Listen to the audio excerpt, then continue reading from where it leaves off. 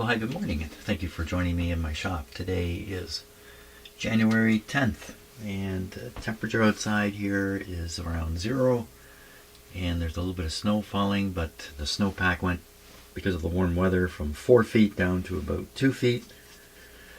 I would hate to try to shovel that stuff, but I don't have to. My driveway is clear. Okay, talking about clear. Hopefully I'm clear-headed today. Yesterday I got really confused. Partially because I made a diagram to help myself unconfuse myself and made a mistake in the diagram, which just really set me off on a ball of confusion. That's what the world is today. Hey, hey. Okay, so when I operated this radio, I noticed as I tuned through stations that there was a pitch or a tone that came and went, a heterodyne tone. And I want to repeat that and hear that tone again, and then wonder what I could do about it to get rid of that tone. And I'm guessing it's going to be some capacitor in here that's not doing its job anymore. Something like that. So let's start by listening to the radio and hearing this sound. Okay, here we go.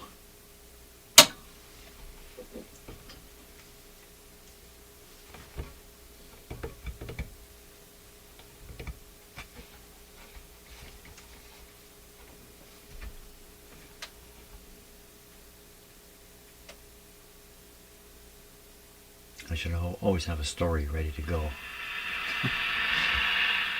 during those moments. Okay, tuning in stations and listening.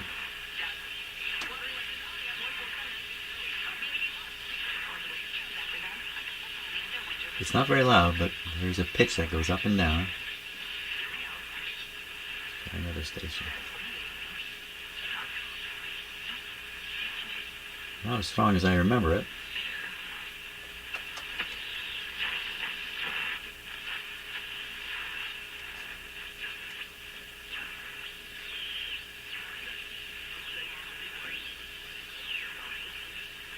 Can hear it, but it is not very strong.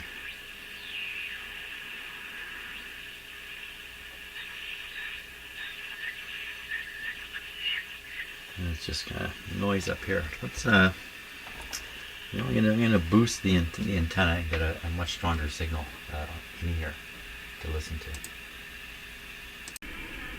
Okay, so I have this coil now. This is attached to an outside antenna. There's a pretty good signal on it. But if I put it near the antenna here, not making much difference. Like usually this makes a huge difference in radios. It's sort of adding noise and not so much boosting the station at all. There, you can hear the swooshing now, pretty clear. The heterodyne tone. Almost no difference.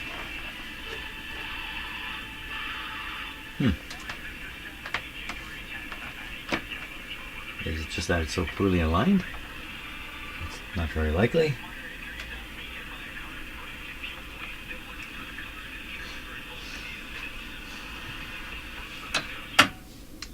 Well, really surprised.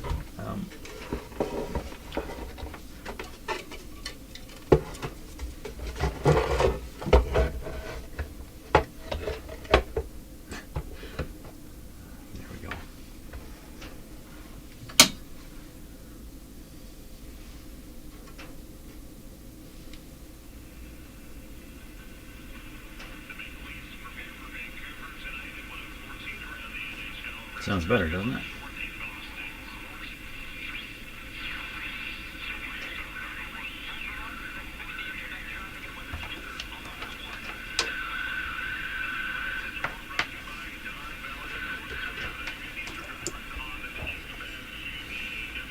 There's an antenna trimmer right here, but I can't imagine it's making that much difference.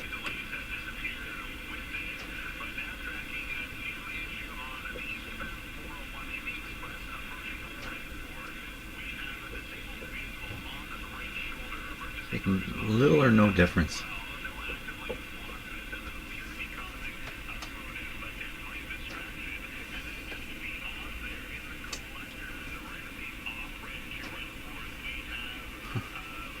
How is this radio working?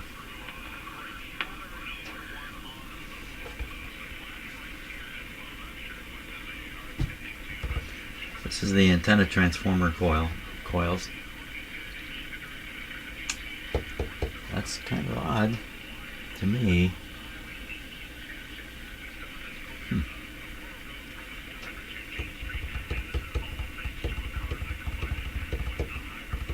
Well, is there a chance the IF is way off? I just can't imagine that either. I'm assuming the last guy knew what he was doing, and certainly appears to.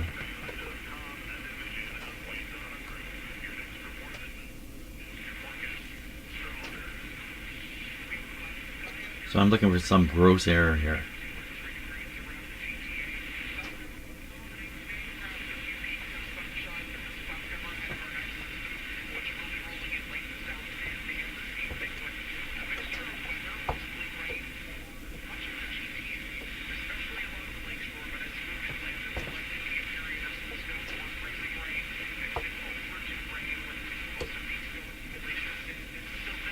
No, so it's not bad.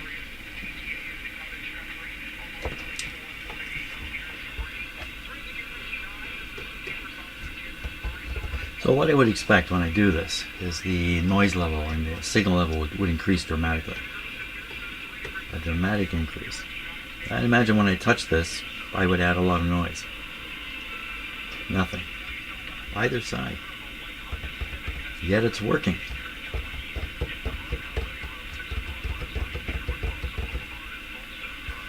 Well, just be the my head model doesn't work well.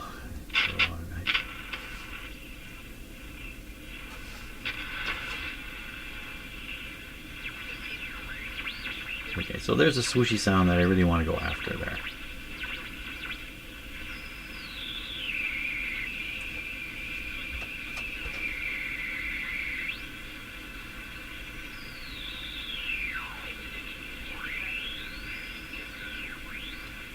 The two of them.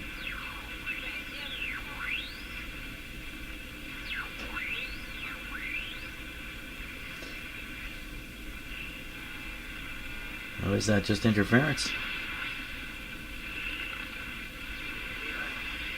I need another radio to compare, to be sure. Here's another station. So I can hear the sound swooshing through there.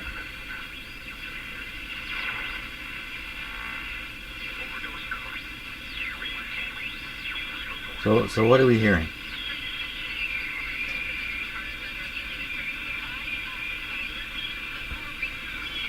Well, what I think it is, and I could easily be wrong about this, is the IF is a resonant circuit with an amplifier in it that has the potential to oscillate.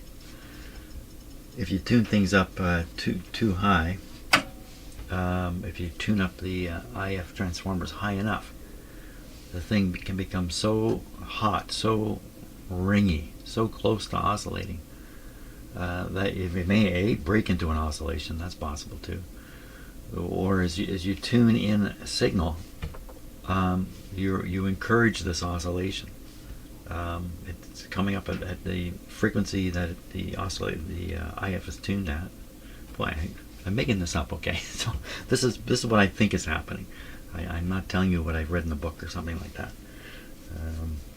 So as you bring a signal in, the IF will either already be oscillating or be ringing. It'll ring at that frequency as you get close to it, and the result is then you have two sort of primary frequencies in your IF. You have the oscillating frequency at the IF's tuned frequency, say 460 in this case, and then you have the other signal carrier you're bringing in. And as you get closer and closer to the tuning, you hear the tone, the pitch come down until it goes to zero, and then it goes up as you go apart again because of the difference in the two frequencies here. So one solution I'm aware of for this kind of problem is to detune the IF, which just to reduce the oscillating capacity of the whole thing. And the other one is the more likely thing, I think, is there are capacitors in the radio that are intended to quell this problem, called decoupling capacitors. And one or two of those could be out of sorts, even though they look like they've all been replaced. It could be the replacements are old now.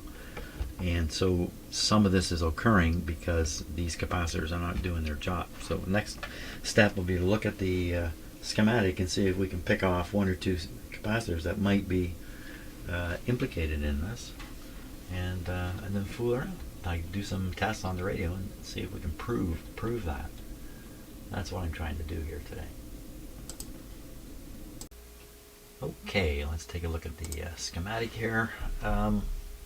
So if my theory is valid, then the oscillation is taking place in this area of the radio. We have the two IF transformers here. This area is running at a fixed frequency, 460 kilohertz. That's what it's designed for. And this amplifier boosts whatever's here and sends it off over to here. Now what if some of this over here somehow works its way back over here somewhere and comes through again? Well, then you get the oscillation beginning, because this is an amplifier here.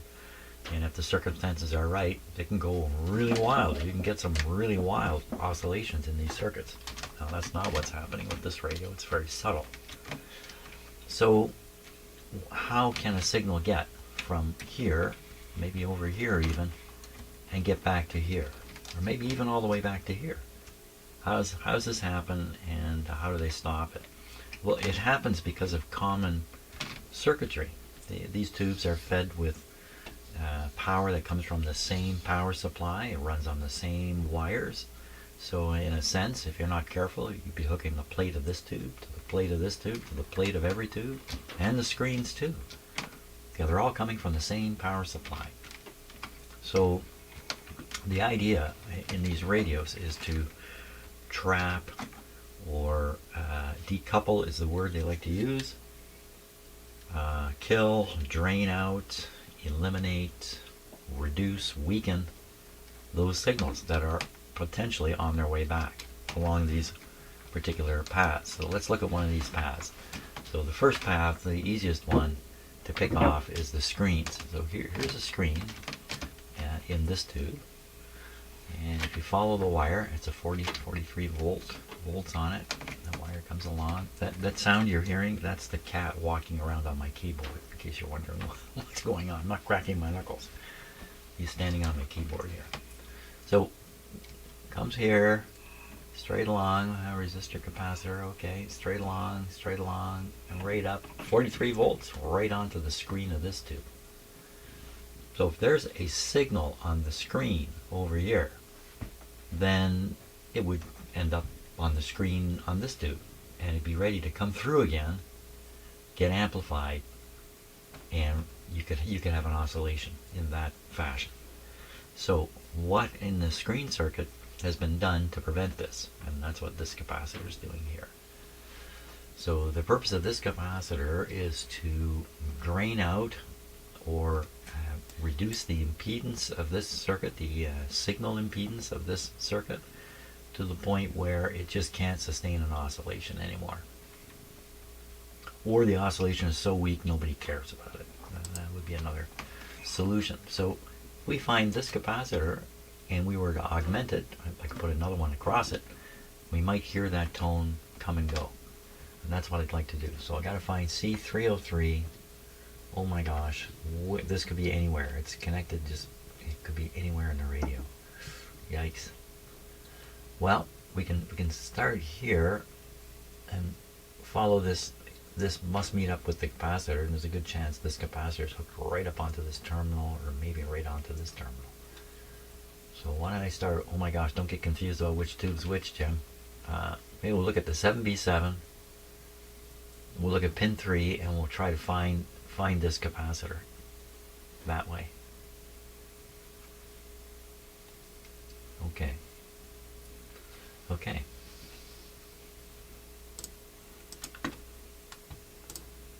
And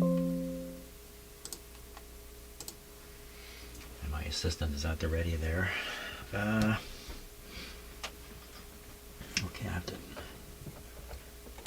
time I turn this radio over, I run the risk of breaking the antenna wires. Oh boy. At some point they will break.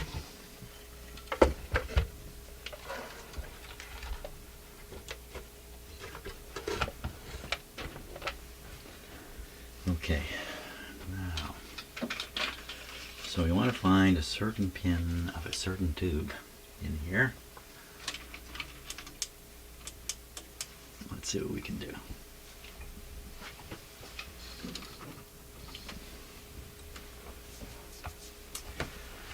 And the pin was pin 3 of the 7B7. Okay, let's get out my misleading diagram here.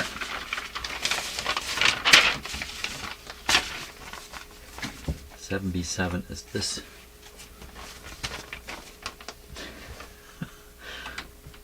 really Bert, you know.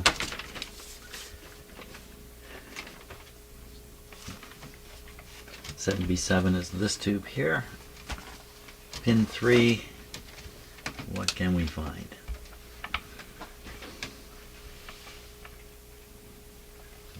Pin 3 is this pin. A great big capacitor right here.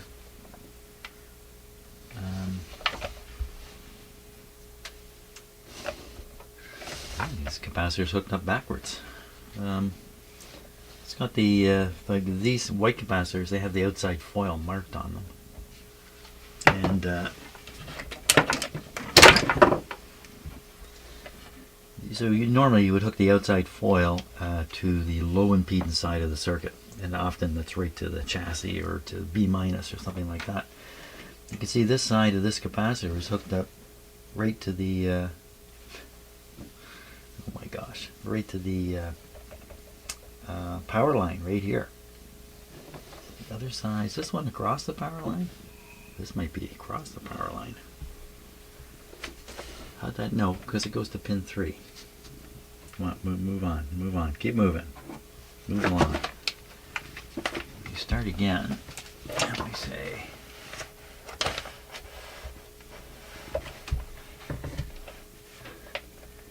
one, two, three. It's definitely pin 3. This is definitely pin 3.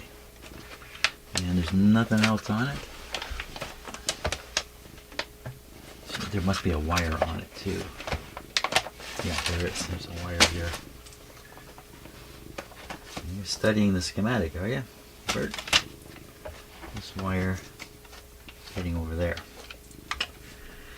Okay, that's probably going to the screen of the other tube.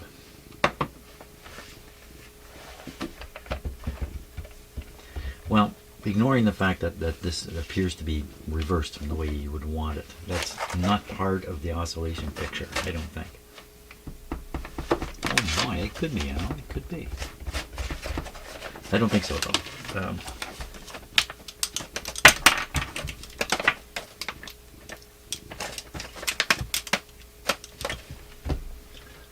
Be kind.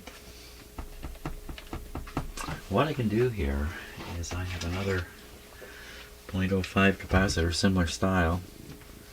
Thank you. And I can ground it here, and then go like that, and we'll see if we can make the tone come and go. How good is this capacitor, by the way? I think. And can we test that one? I think. Well, maybe we can. Let's just test this one.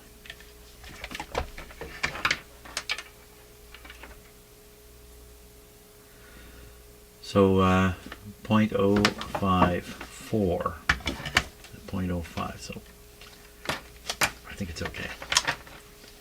What if we test this one? Again, it's in the radio here, so I don't know how valid this really is. You like the pen, eh, Cat?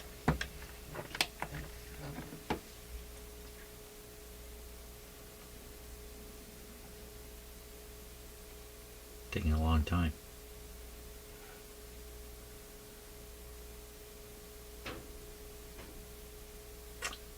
ESR 29 ohms. So you know it's in a circuit, so maybe this is completely invalid. This would be a 30 microfarad capacitor. Oh, there's no way it's a 30 microfarad capacitor. So maybe somehow I'm reading, you know, one of these big filter guys somehow. I don't know. Reading back through the circuit somehow. We'll try that test. We'll see what happens. So we're going to want to put it on the negative side of things here.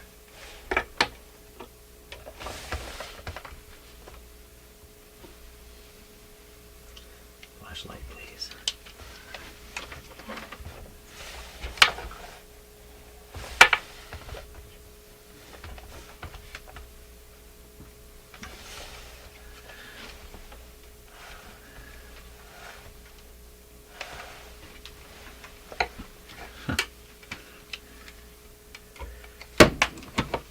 I'm going to take a close look at that situation there. Something a little tricky going on. Oh, maybe another camera. So the last video segment I was shooting, at some point the audio cut off because of my cat walking around the computer, and so I don't know how much of what I was saying got caught. And I'm not going to investigate. I'm going to carry on here, but I'll show you what I found. I'll just repeat it. When I have the heterodyne, let's get it going there.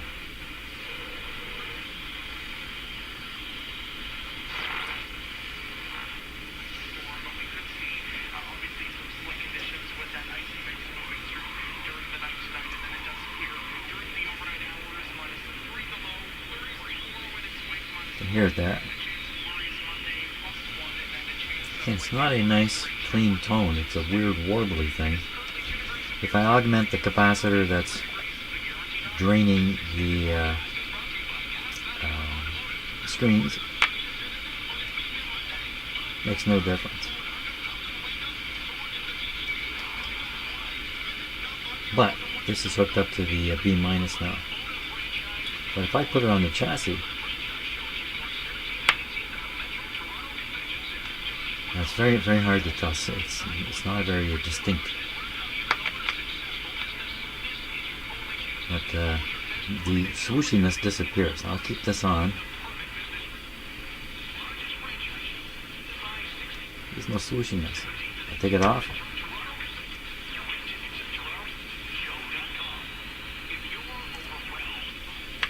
Put it back on. No swoosh. So the strange thing is, this capacitor here, inside this shell with a coil, is what is supposed to be connected to the chassis, nothing else. But this capacitor is connected here too. And I was noting that this is another B minus connection here. It's the same as where this is connected. It's the same thing. So all this is another capacitor like this one, only without the coil. It's a small one, 0.003, small capacitor. Why is it there? So was there a component here before? So I can see from the style the fellow used here, he used the spiral the new lead and slip it over the old, what's left of the old. You can see it here quite clearly. And you can see it here too, which means there was a capacitor here. So is this not what I think it is? This is also going to a B minus. You can see a wire coming right over to the B minus terminal on these capacitors. So that's a B minus point with a capacitor to chassis. B minus point capacitor to chassis. That's when I turned to do what I'm doing right now. We're going to look at the schematic, and then I discovered no audio on the video. Let's have a look at the schematic here. Let's see what we can see on it.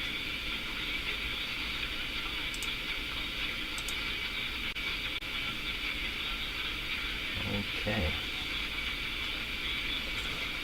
I'll turn it down a little bit. Okay. So here's the capacitor that I'm talking about. the one with the coil, 0.025, and the other little blue one is a 0.003, much smaller. Now, is there a 0.003 somewhere? That's a 0.1, 0.05.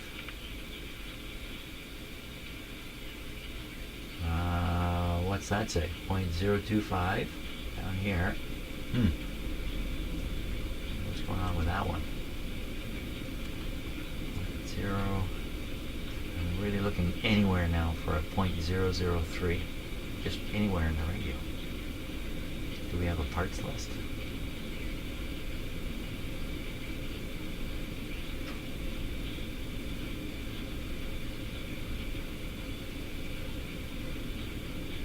Well, if we look at the B minus line, we follow it from here. Just look for any thing off the B minus line.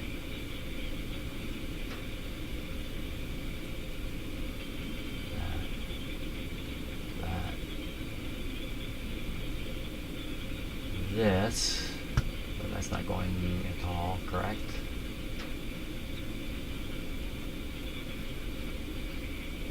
Wait a minute, yeah.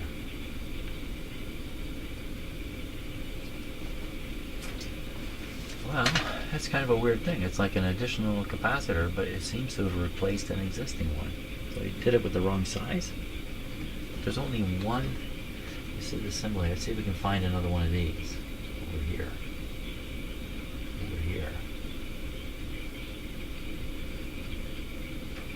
Nothing to do with a 003 capacitor. 260 picofarads.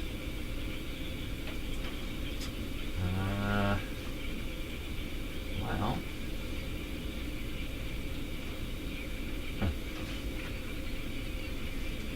you got me. What somebody has done here? It would appear. So this is supposed to be a 0.025, and I can't see the capacitor that's inside the tube. So the person's, in the past I've encountered this. I mean, the general recommendation is just get rid of this thing and stick a capacitor in. Don't worry about it. But maybe that's kind of what he did. Maybe he fooled with this and was unsatisfied and stuck another capacitor in. But that doesn't explain the tails that were apparently there. Well, it's another situation where I feel a little bit paralyzed to take action because I don't really know what they're doing here. Huh. Okay. Well, that's it. I picked this radio because I thought, wow, this will be easy. None of them are all that easy. Well, I'm going to stop and think about options now. So what should I do given the situation?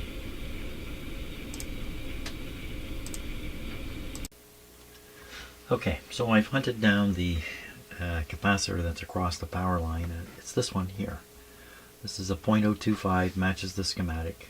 One side clearly connected right where the power wire comes in, right here. And the other side's connected here, and I used an ohmmeter to prove that this connection here is the same as connecting it to B minus by showing a zero resistance. I've then taken this guy and put it across this capacitor. Now, yeah, it's in the circuit, so what can you expect? I don't know. Let's see what we get. No unknown or damaged part. It's not what I got last time, so maybe sometimes they're not making good connection here. Let's try again.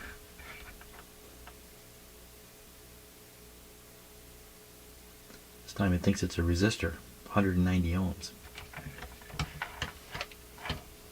So the purpose of this capacitor, or the position of this capacitor, is basically right across the power line, right here. So we need to test it more thoroughly. I have a lot of faith in these white capacitors, so maybe it's undeserved. They look better, but maybe they're not. probably pull this side off pretty easily, and then we can test it. Yeah, I can see how he's wrapped it around here. Okay, so I'm going to free this capacitor up and we're going to test it and see what it's doing. Okay, I've got one lead off, so let's give it another test. You have a replacement capacitor here ready to go in case this one's a dud.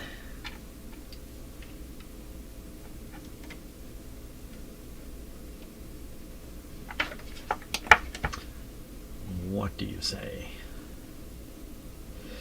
So it says it's a 0.025. That's exactly what it is, 0.025.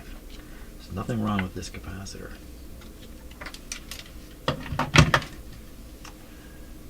Stick it back on. That's probably indicative of the rest of them too. The rest of this type, they're probably all just fine. And what's going on here? You assume this is a 0.05 here, and then I'm adding another 0.05. Maybe this isn't a 0.05. Maybe it's another too small one. Maybe you tried to augment it with this. But this is too small also. I don't know.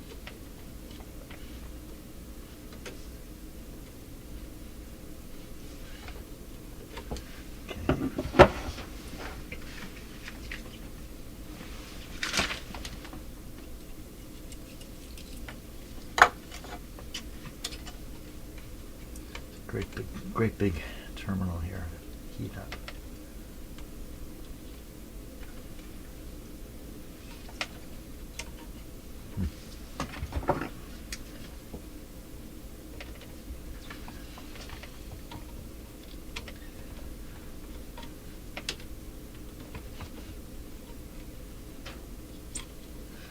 How you feeling about the world these days? Just like everybody. Unsure what is going on, where it's all heading. But you know, what makes me feel a little bit better is I don't know why I should feel better, but the realization that, you know, remember that song Ball of Confusion? I was singing that either on this video or the last video. Remember that song? Ball of Confusion? That's what the world is today. Well, that was back in 1970 or so. That's how people viewed it then. And when hasn't the world been viewed as a ball of confusion? Really?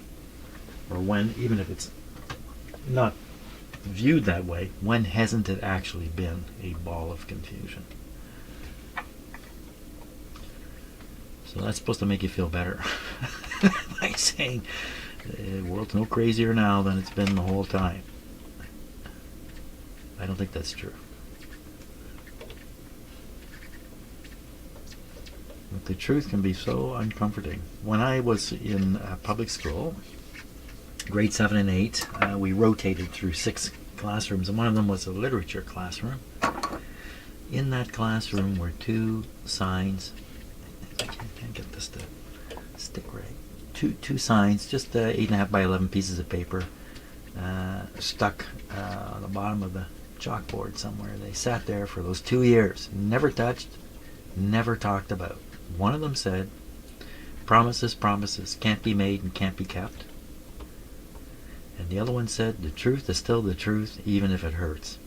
And that has stuck with me my entire life, and I've accepted that as a wise thing to accept. That sometimes the truth is going to hurt, and you just have to accept it. Okay, that's good enough there. That's not going anywhere. Truth is still the truth, even if it hurts.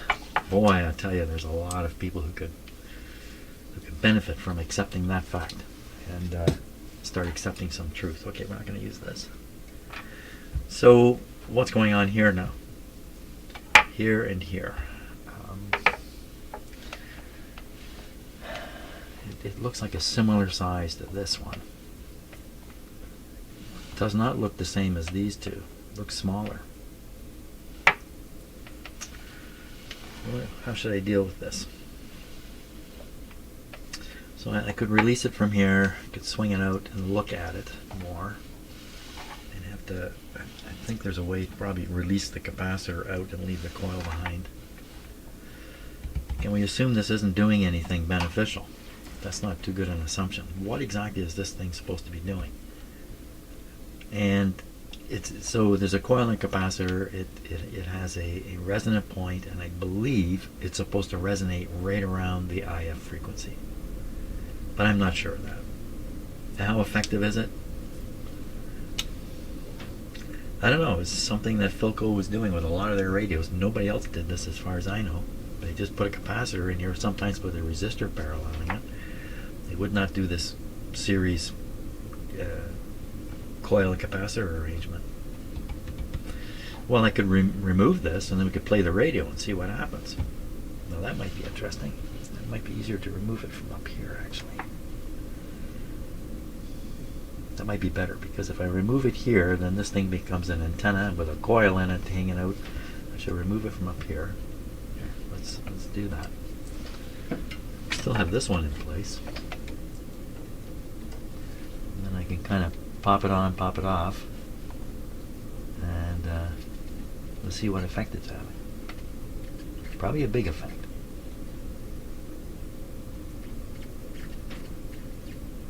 And if that other little capacitor wasn't there, a bigger effect. It's another big terminal full of solder here. My gosh. Usually find when a little bit of the solder melts at the tip of the soldering iron, then the heat transfer rate goes way up. But I'm not even getting that. I'm not even getting any melted. Hey, who took the solder? There it is. Just about to the end of this one. So what I'll do is I'll put a little solder there that'll increase the heat transfer rate.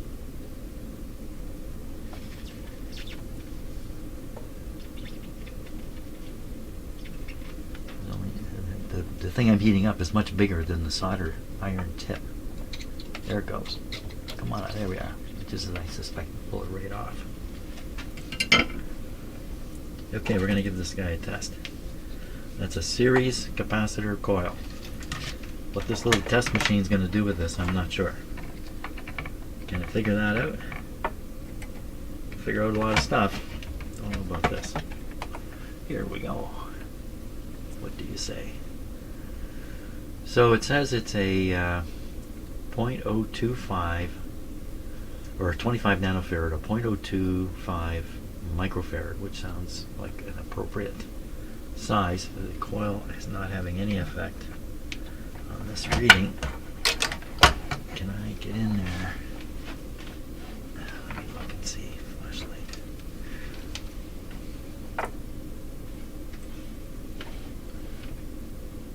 Looks like the coil runs through the whole inside here. That's what it looks like.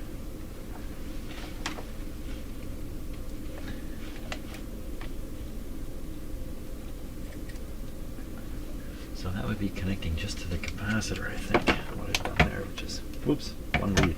That's not going to work.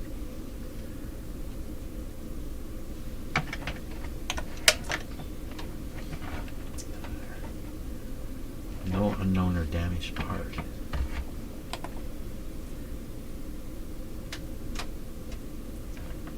No unknown or damaged part. No part. What did I connect to? So I'm trying to connect straight to the capacitor. Oh, that is right on the capacitor. How can that be no part?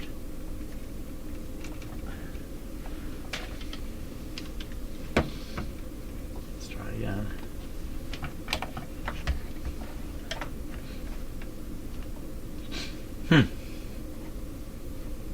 It's kind of weird. But if I put this back on this line here, where I'm engaged, I've got the coil and the capacitor in series here. Now he's much happier. I must be making a mistake in here. I must not be seeing this the way it really is. So there's no question this wire goes to the coil.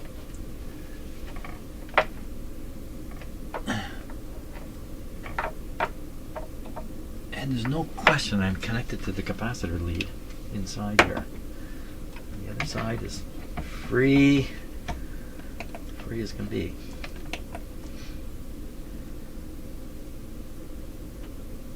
There we are. So again, it's a 0.025 capacitor. I don't know what was going on with those other readings. See, that's what you do. You just keep taking tests till you get the number you want. Then you're happy.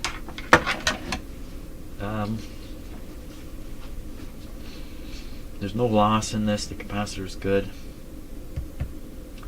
0.025. And what does it say? I think that's what it calls for. 0.1. Oh, okay. Now things are starting to make some sense. No, that's not the right capacitor, is it? That's not the right capacitor. Capacitor is this one up here. 0.025. Which is what it is. We'll get to this one later, but well, so here's the situation. We have what looks like a properly done component here in good shape. Yet it seems like when we augment it with a little more capacitance, seem to get a better response. We have another capacitor connected here, which appears to have replaced a previous part, yet there's no such previous part that I can find here, unless I overlooked it.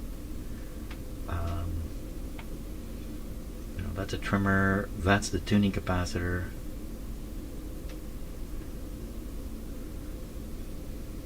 There's nothing here. There's nothing. There's just this one connection here. And again, we can look for this ground. Oh, over here. More grounded stuff over here.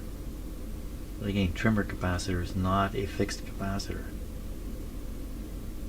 This one up here, 50 picofarads, that's too small. And of course, nowhere on here is there a 0.003, like a 003 capacitor. So what is going on? I don't like it because the story I'm telling you, the pieces don't fit properly. My puzzle pieces are not fitting. Somebody's throwing an extra puzzle piece in. But you see, I don't think it is an extra puzzle piece. I'm looking this over, just reviewing all the capacitors here.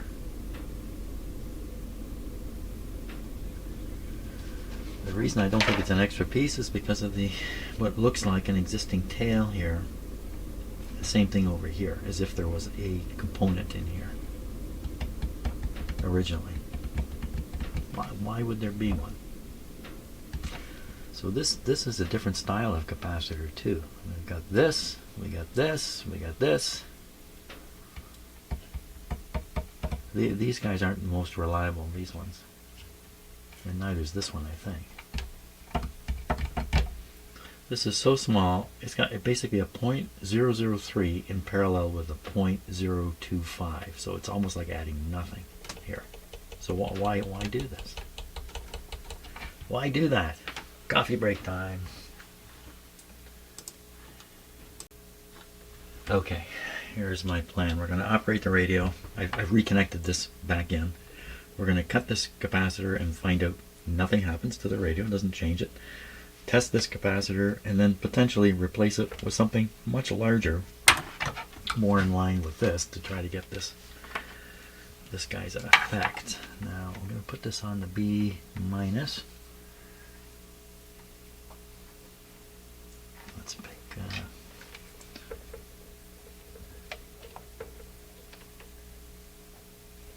there. Okay. We're ready to repeat the test. Now I'm adding capacitance. These two are basically in parallel. So how much am I adding? About 0.05, 0.025, quite a bit actually, because this doesn't really count, I think. Okay, operate the radio. Here we go.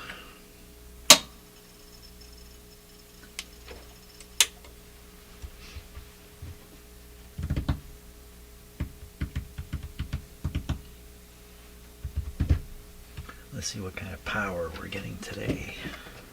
119. Ooh, 119 volts. Wait till it 120. soon as it starts up, though, it'll drop. There it goes. 114 or so. Good. So when I touch the chassis, you can hear the interference become stronger. Interference or oscillation?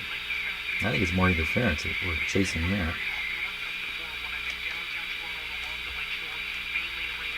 Okay, adding.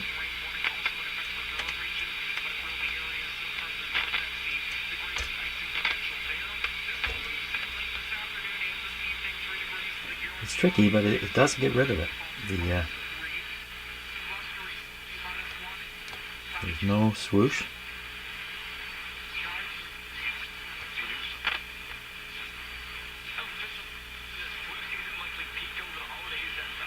Yeah.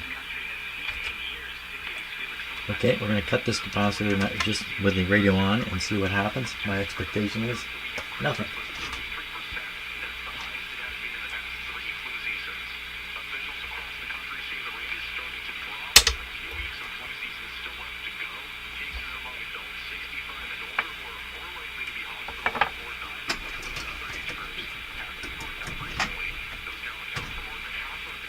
Switch.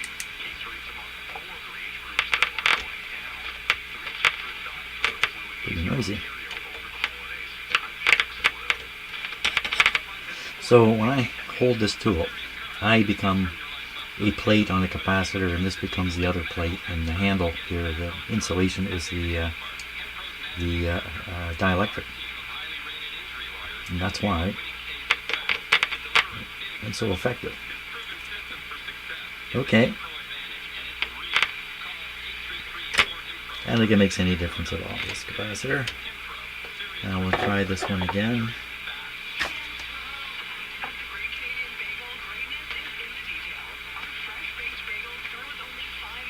Wait a minute. Where's the swoosh?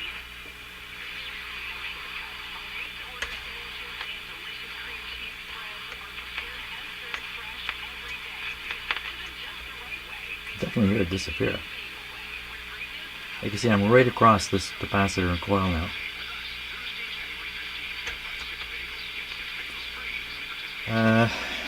Okay. I think we're on the right track here. I'm gonna cut this guy out. Yeah, there must have been a part here. We're going to test them.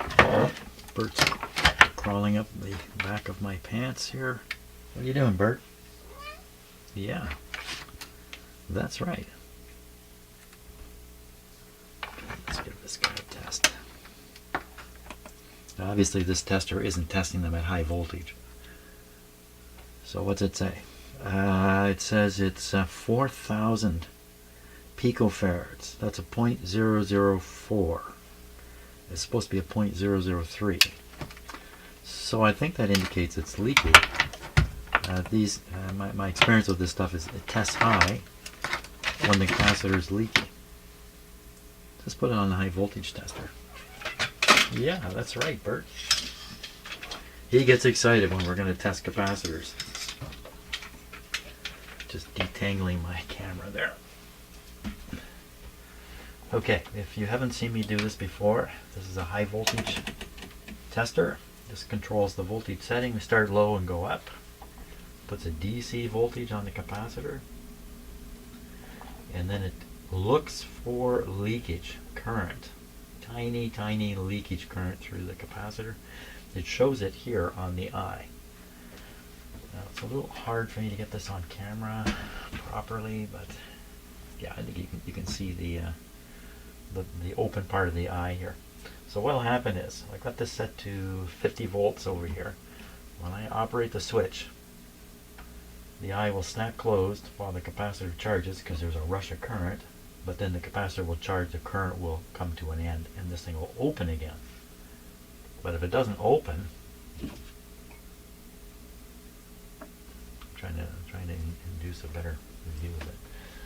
If it doesn't open, that means the capacitor is continuing to leak current after it charges. Okay, 50 volts. What do? Right open. Looks great. 150. Wow, how much can you put on this guy? He's a, how much? 400? 600 volts. Oh yeah, we can give this guy the works here. Okay, so we're at 150. Right open. Okay, so this is in great shape. This is 350 volts. Okay, very few capacitors. It's hard for you to see it, but the eye came right open. Very few capacitors coming out of these old radios work this well. So this is actually in very good shape. Unnecessarily cut out, but I need a space for a bigger value capacitor. Okay, we'll go back to the radio now.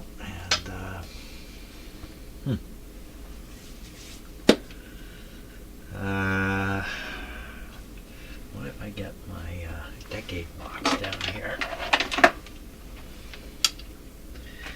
This will go up to 0.2, if you want to believe it. Okay, so we're going to put this in place of the capacitor I just removed, which is just paralleling the, what do you call that, chassis capacitor?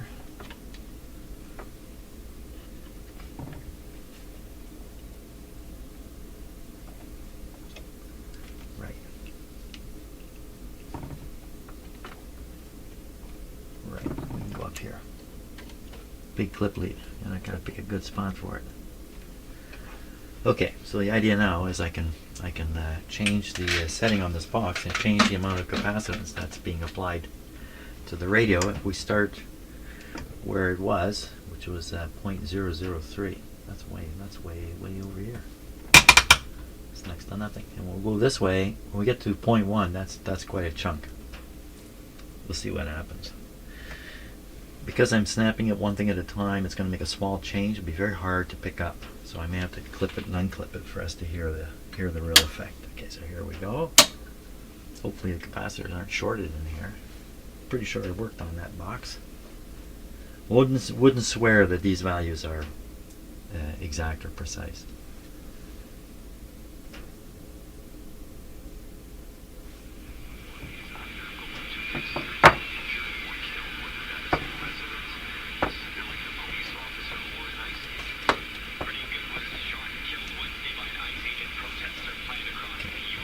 Where's that?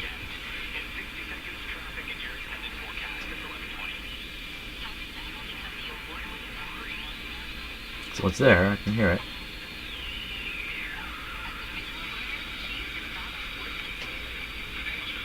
Well, that cut it out, removing that. Could be all these wires. This box, not helping. That induced it.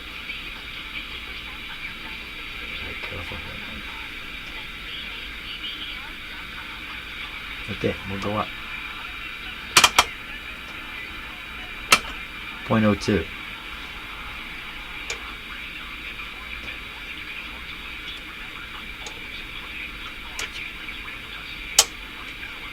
Let's see if it's making any difference now. Okay, we'll go up. So this is a 0.02, so let's go way up to, let's say, a 0.05. That's the same as this guy here.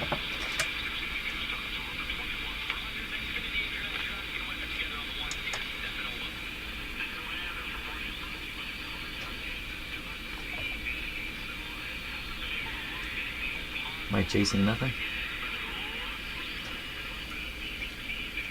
Taking that other capacitor out seems to have improved the situation.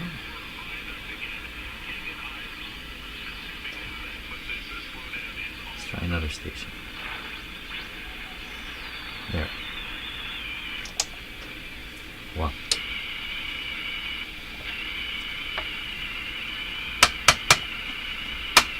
.01. Even that doesn't. Is it wrecking the radio? Let me tune in 860, the French station here.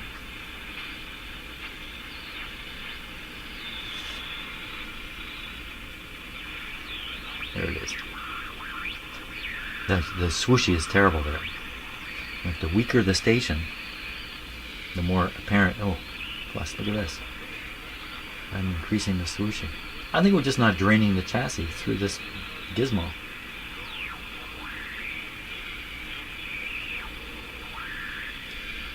Okay, keep your finger on it.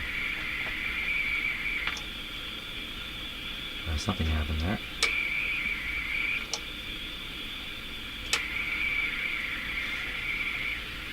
Need more station.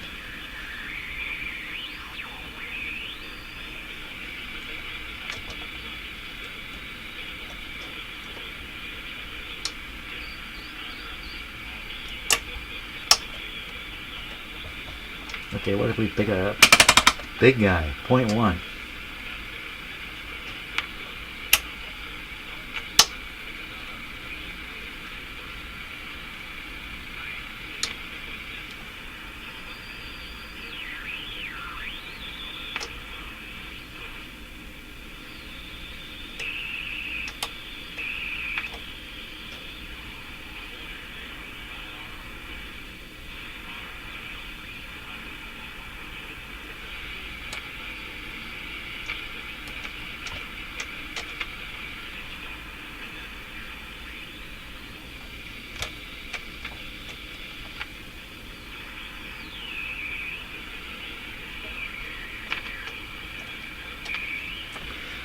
I don't think it's this oscillation thing I was talking about. I think this is just a case of the chassis not being drained effectively.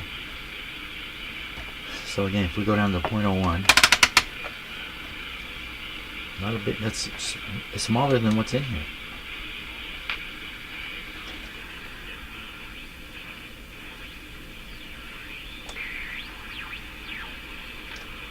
Still hear it a bit. 0.02.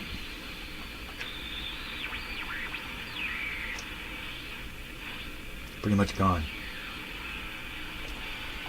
0.03.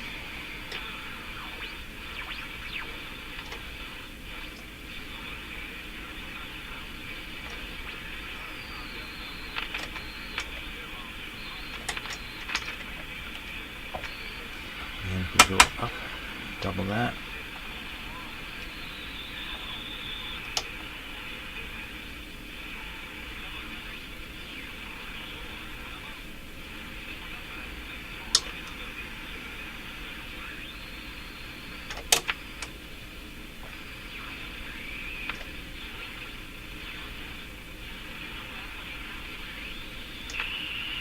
Very strong, so this isn't knocking it entirely out. It's a really strong one, but the station's not there. The station's just over here. So I think it's the interferences. We need to do one more thing. We need to plug it into a regular outlet and just compare what's going on here. So we will disconnect this. Okay, I'm going to pull it out and plug it in. Now, is there anything hooked up to it other than this? This is just an isolated thing. No, everything's good.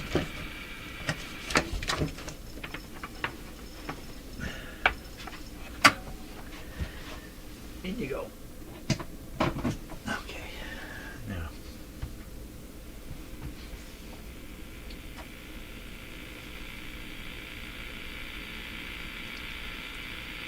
Sounds a little different.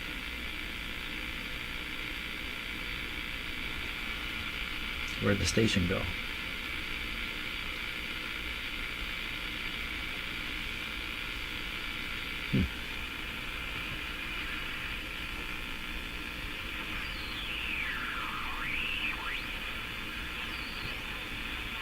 It moved a little bit.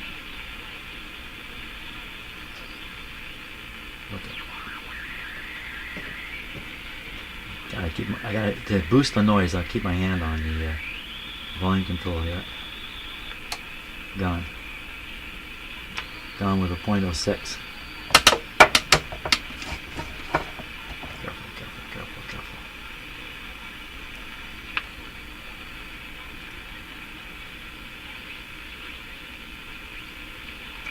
0.01 not doing it.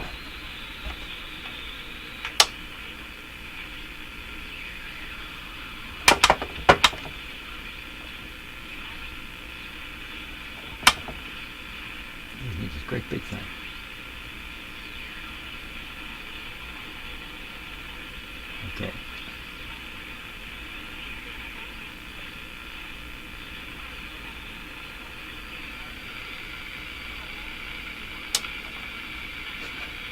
If, yeah. Well, what happened? So it sounds like you only hear the sound. Well, if it's interference, then you have to tune the interference. Okay, let's tune some interference. Just, there we are.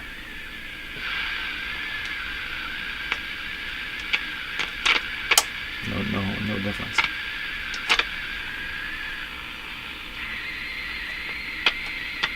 Nothing. It's the same. Sounds like the same interference. You hear, as I tune up, you hear the pitch going up and up. I don't know. It's a weird thing. There's a new one. Let's try that one. So that one disappears. It's in my hand. So some go, some don't. What's that sound like? What's that sound like? This thing. Wow, knocks that out. Okay, what's the result of this? The result of this is, turn this off. I need to unplug it. Well, it seems to me this thing's not doing the job.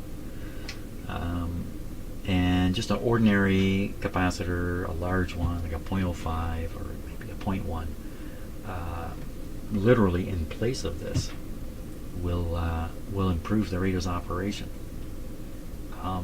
Some of these things are interference, which are getting into the radio, I believe, because they're being picked up by the chassis as like an antenna and delivered into the radio.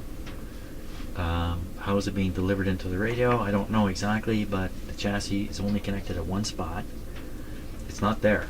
It's being conveyed in, I believe, through radio wave type interference. That's why it's so important to make sure there's no difference in voltage between the chassis and the B minus.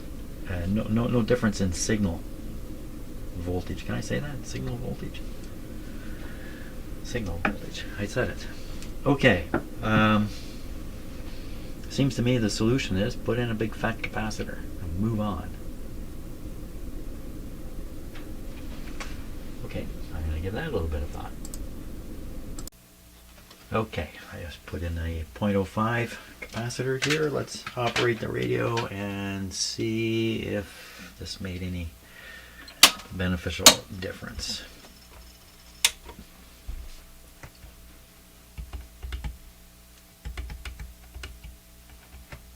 This is a bit of a curious arrangement, the capacitor with the coil here. And my understanding was it's not done, like this one actually has a coil in here.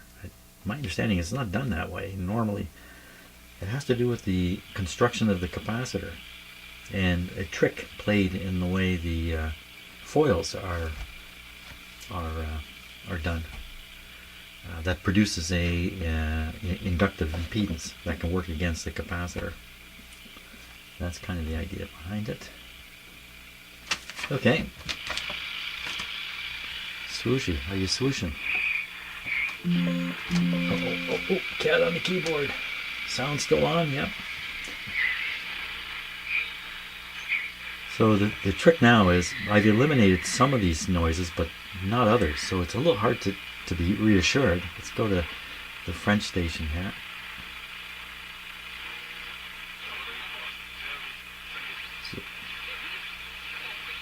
A slight whistle there.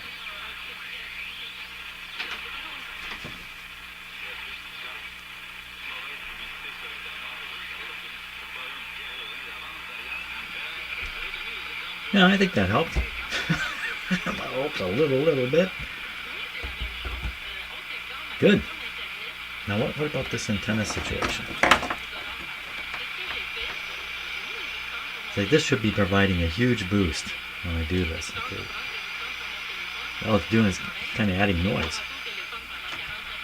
Boy, that's odd.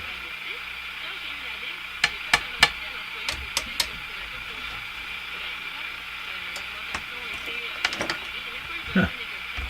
Okay, well I won't worry about it now. I'm done for today. I managed to, I think, make it a little bit better. Yeah, maybe we got to check that alignment a little closer. Now all I've done on the IF alignment is just twiddle the screws to see if they're off peak. Well, they might be all on peak, but the peak might be the wrong place. Or they might be, I don't know, instead of 460 it might be 440. Who knows? So we can check into that tomorrow. Because I think the radio should be working a little bit better. Still not impressed with the antenna at all. Okay. Have a great day. See you later.